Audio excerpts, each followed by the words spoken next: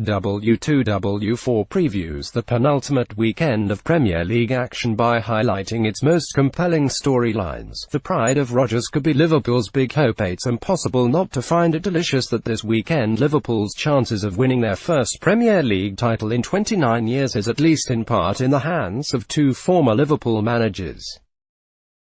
The two men in charge the past two times they had a realistic chance of the title, in fact. On Saturday night, Rafa Benitez's Newcastle host Liverpool. Then 48 hours later, Manchester City host Leicester City, managed, of course, by Brendan Rodgers. One of the things that is often quite annoying, even unpalatable, about Rodgers is that he's not happy just to be a good manager. He wants to be seen as a good manager and wants people to know why he's a good manager. Right, Thompson, what a title means to Liverpool. Ogden, Liverpool's ex-bosses could decide title in his last full season at Liverpool, when the team had recovered from a tricky spell to go on a good run of form. A clutch of extremely well-sourced newspaper articles appeared detailing how, why and when Rodgers had come up with the plan to turn things around. Alas for Rodgers, Liverpool lost the next game and things spiraled. They never really recovered and he was sacked near the start of the following season.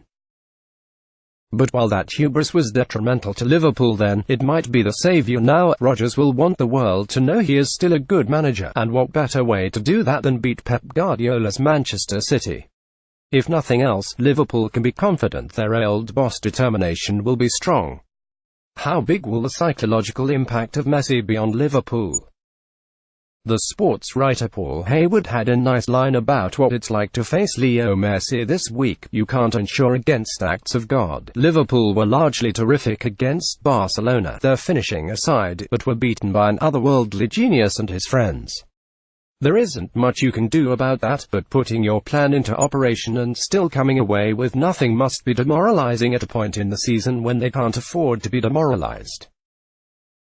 Jurgen Klopp's big task ahead of the game at Newcastle this weekend is to ensure that doesn't impact on their performance in what could still be a tricky game even if you discount the Benitez factor.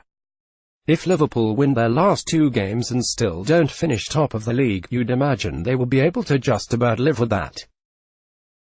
But imagine if they didn't win their last two games and City slip up. Play 1 Port 3-8. Where can De Gea go if Man United bring in Oblak? Gab McCarthy shares his thoughts on where David De Gea might end up if he decides to leave Manchester United this summer. Will out-of-form De Gea cost Man United again? For the better part of a decade, the idea that a Manchester United manager might drop David De Gea has been unthinkable. However bad they have been at various stages since the retirement of Sir Alex Ferguson in 2013, things would have been much worse without De Gea in goal. But his recent spell of bad form has led to the serious notion that Ole Gunnar Solskjaer could leave him out. Ian Wright calls for Solskjaer to drop De Gea. Solskjaer has confirmed that De Gea will start against Huddersfield on Sunday, mainly because backup goalkeeper Sergio Romero is injured, but with a place in the top four at stake the last thing he needs is a one whose confidence is so shaky. Still, one could argue that a De Gea who makes the odd mistake is still better than anyone else. And showing faith in him now is perhaps most important in the long term, as dropping the Spain international would make it much less likely that he would sign a new contract in the coming months. Solskjaer has enough to worry about right now, so he could probably do without this added conundrum. But if he can somehow return De Gea to his former self, then it will rank among his best achievements since landing the job. Which way will Pochettino gamble? Football frequently doesn't make sense. We all know this, but it's always good to be reminded of it every now and then. To that end, it's worth pointing out that in the past 10 league games, Tottenham have collected 10 points and are still third.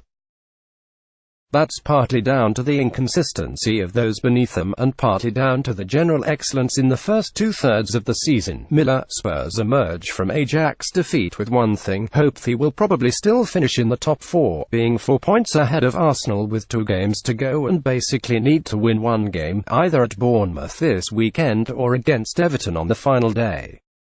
Between those two fixtures is the second leg of their Champions League semi-final against Ajax, a tie that, despite them being 1-0 down at the halfway stage, is still winnable.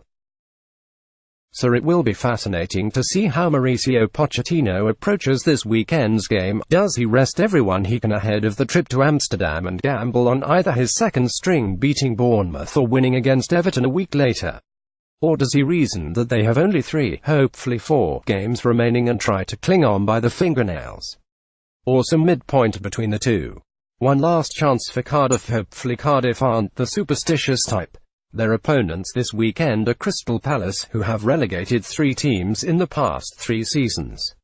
The latest was Huddersfield a few weeks ago, last season it was Stoke, and before that it was Hull. And what's more, Patrick van Aanholt has scored the final goal in all 3 games. Of course, it won't be any odd quirk of coincidence that sends Cardiff down, more the lack of quality in the squad and to a lesser extent some curious choices by Neil Warnock, the most prominent at the moment being his tactics last weekend against already relegated Fulham. He has no choice but to go for it against Palace. They might not even survive if they win. If Brighton beat Arsenal on Sunday, then it's game over, but they certainly won't if they don't.